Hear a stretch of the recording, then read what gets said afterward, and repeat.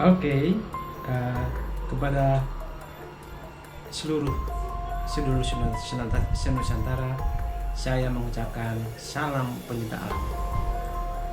Hari ini saya mau membuat vlog tentang cerita mengenai misteri Gunung Ciremai yang didapat dari pengalaman saya selama menekuni hobi sebagai pecinta alam, dimana dulu saya suka naik turun gunung atau enggak melakukan ekspedisi ya, seperti menjelajahi Baduy, seperti ekspedisi gunung-gunung di Jawa ataupun ke Taman Nasional Ujung Kulon.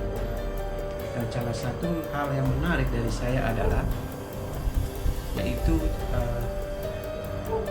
saya mau cerita pengalaman mengenai apa yang saya alami di Gunung Ciremai. Ya, ini tentang cerita yang berbau mistis. This is a mystic story. This is truly happen. Ini benar-benar terjadi kepada pribadi saya. Ya. Saya sebetulnya lupa pada tanggal berapa, tetapi saya ingat bahwa saya pada saat mendaki Gunung Ciremai tersebut itu ada pada tahun 90-an kalau nggak salah ya. Udah lama banget berarti kan, tahun 90-an. Flashbacknya pada saat kita pergi mendaki gunung tersebut, jumlah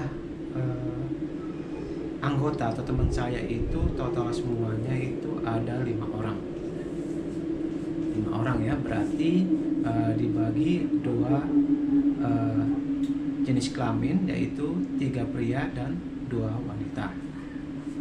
Nah, kita tujuan berangkat itu setelah persiapan kita dari kuliah kita, kampus kita naik jurusan bis itu ke jurusan Kuningan di Cirebon, kan tempat Cirebon, Jawa Barat ya. Dan kita waktu itu turun pas di daerah disebut itu Linggarjati. Itu pintu masuknya, gerbang pintu masuk. Kalau waktu itu jalurnya situ.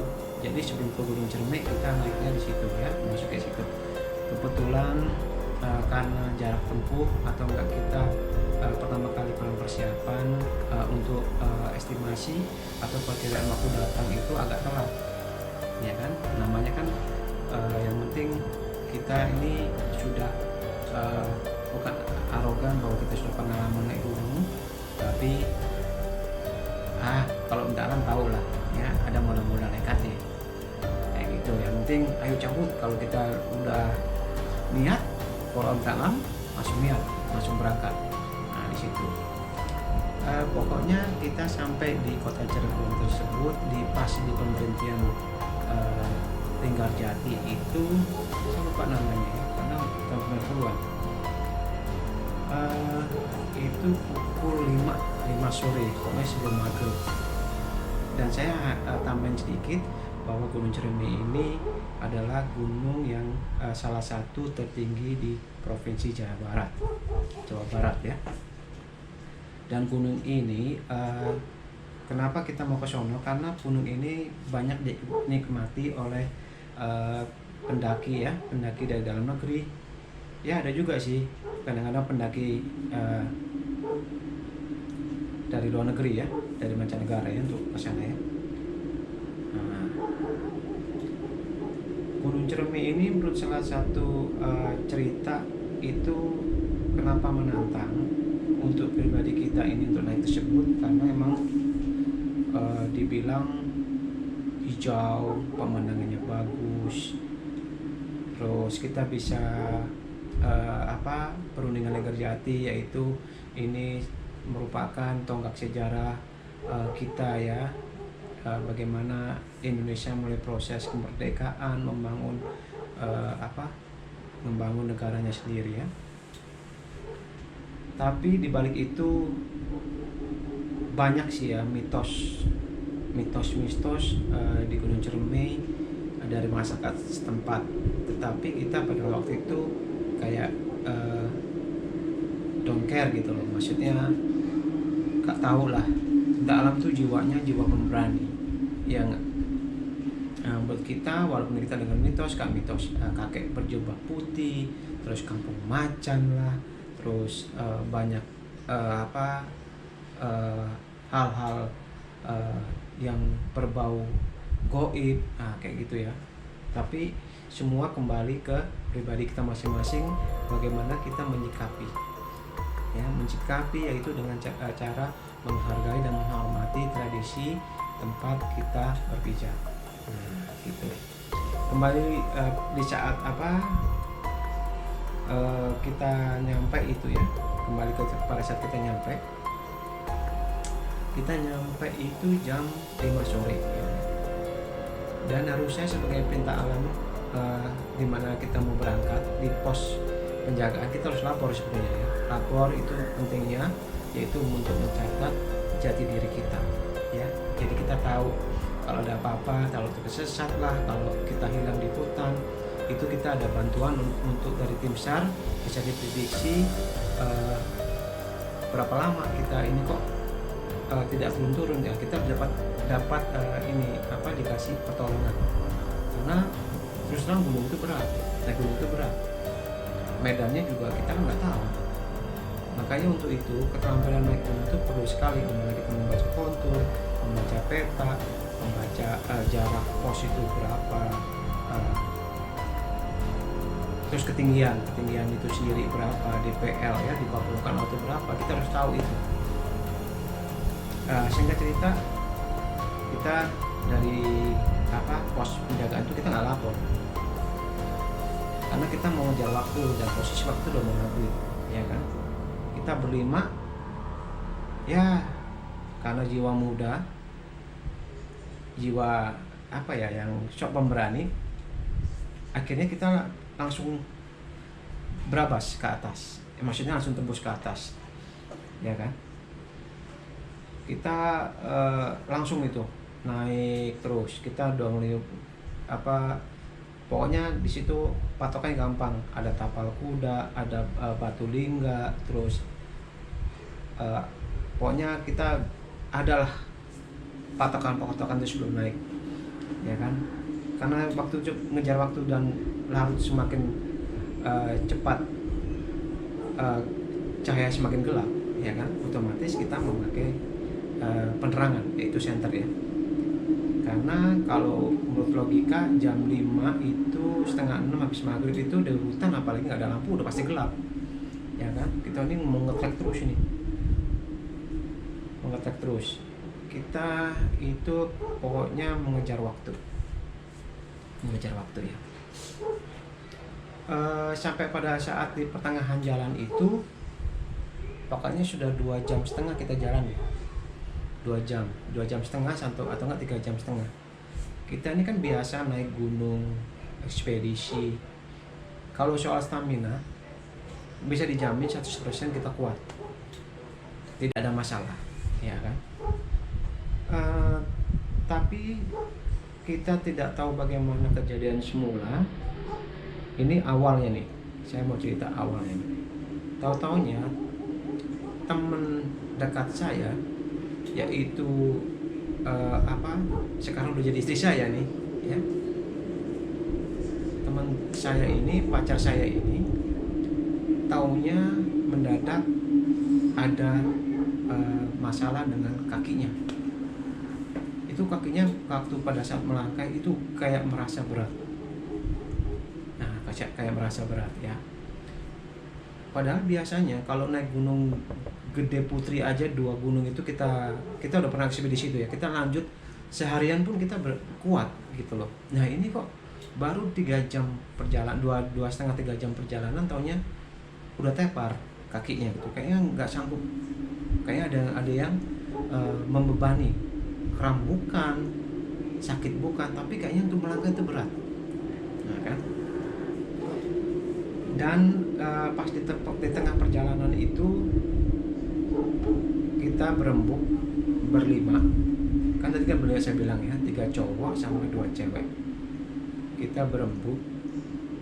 Kalau kita ngomong begini nih, udah gua sama cewek saya sama pacar saya stay tinggal gitu kan. Ini di tengah gunung nih, tengah gunung Cermek, bayangin aja ya, mau mengambil keputusan untuk tinggal, dan temen gue yang 3 itu langsung ke puncak gitu kan, karena dia mau bermalam di sana dan paginya bisa melihat matahari terbit. Saya bilang udah nggak apa-apa, saya tinggal dengan pacar saya dan kamu bertiga duluan ke puncak, nanti saya susul setelah kondisi baik, ya kan. Pas persetujuan selesai, berembuk kita selesai dan semua setuju, kita berdua, saya dan pacar saya itu tinggal. Nama pacar saya Shirley gitu ya, saya panggilannya Nona. Udah kita stay di sini aja, kita tinggal di sini, kita nerin bivak, kalau udah sehat kita naik ke atas musuh mereka. Ini malam sekitar, pokoknya kita nyampe pertengahan itu dari jam 5, berarti udah kalau jam 11 berarti udah 5 jam berarti kita jalan kalau nggak salah. Karena mengejar kan mau butuh tuh. Pokoknya tengah gunung itu saya ingat posisi kan tahu Cermek itu kan berdebu ya, kalau nggak salah tanahnya kering berdebu terus batu-batu, ya kan, kayak semak belukar jalan setapaknya. Dan saya ingat kita berdua ini, saya mulai persiapan mendirikan kemah atau bivak, tenda ya, jadikan tenda. Waktu udah larut malam benar, diterangi dengan cahaya bulan, walaupun agak remang-remang, tapi kita masih bisa melihat. Ditambah penerangan saya waktu itu adalah lampu senter, ya kan? Lampu senter juga lilin, saya punya lilin. Waktu saya mulai mendirikan tenda tersebut, ya,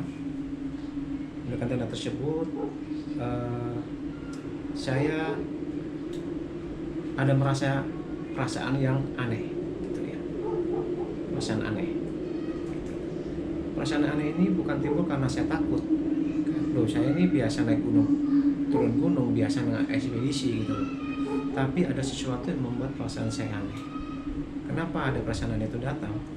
Karena pada saat kita berdua di tenda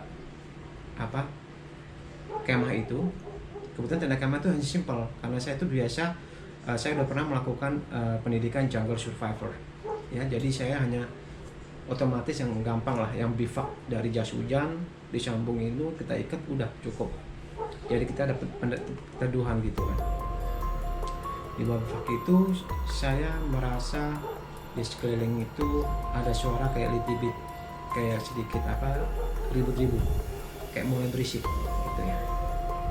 Itu kayak banyak hal-hal yang berisik lah, rusak rusuk nggak jelas gitu ya kan. Kadang-kadang kalau cerah kayak kayak sesuatu yang membuat bahwa kita di situ nggak sendiri gitu.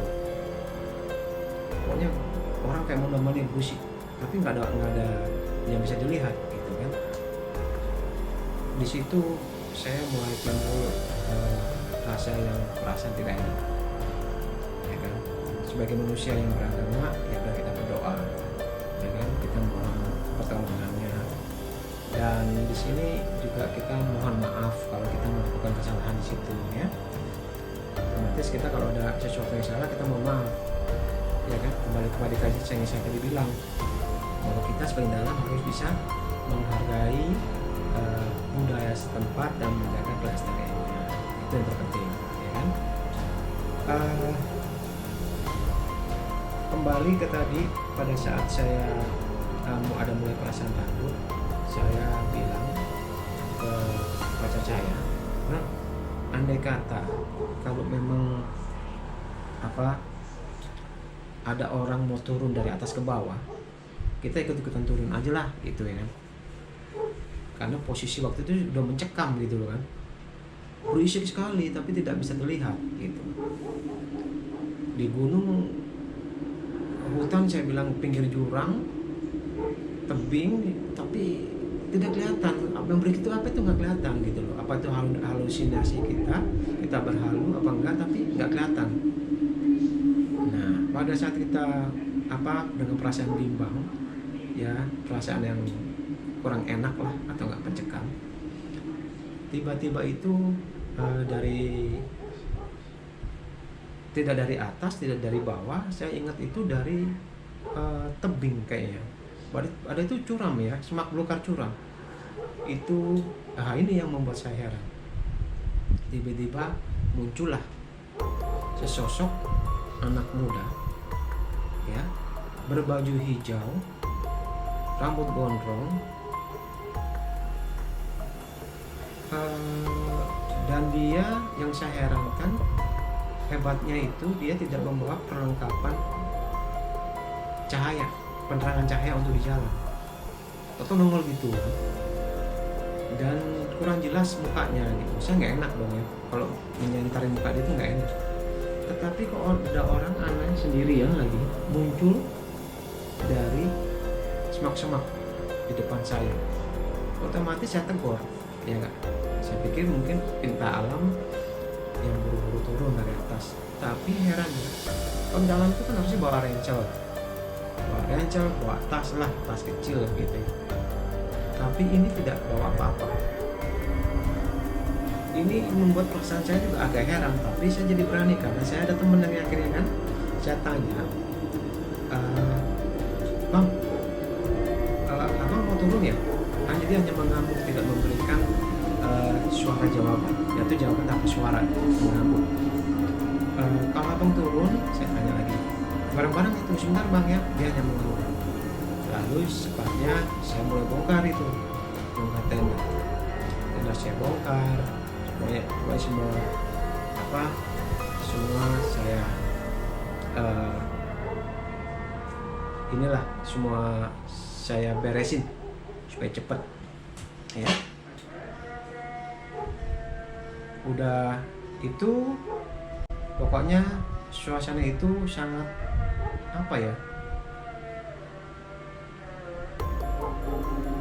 aneh bin ajaib gitu loh ya kan. Tiba-tiba di dalam semak belukar itu muncullah sesosok anak muda berpakaian hijau atas bawah, rambut panjang tapi tidak kelihatan muka, tidak bawa senter, tidak bawa apa-apa. Kayaknya dia megang sebuah tongkat kalau nggak salah.